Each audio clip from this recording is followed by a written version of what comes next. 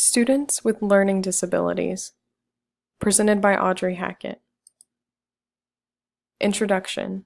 In the classroom. As a teacher, students with specific learning disabilities is going to be the most prevalent disability that you will often see in your own classroom.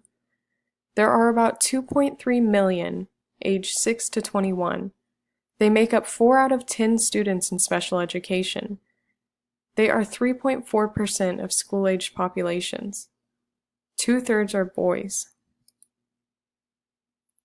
Testing. How do we know? Students are assessed through testing. This testing is often the standard academic test that most students have, but students with specific learning disabilities will produce lower scores each and every time. They are norm-referenced and criterion-based. Characteristic, academic effects.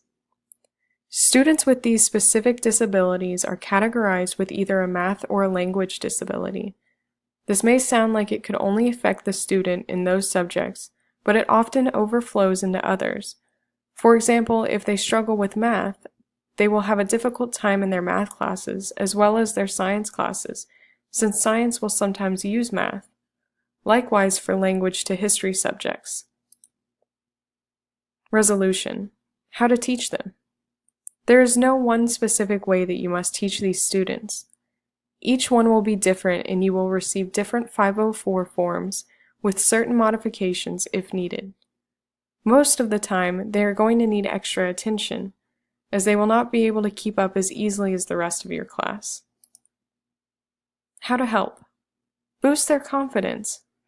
Don't ever put down or embarrass them.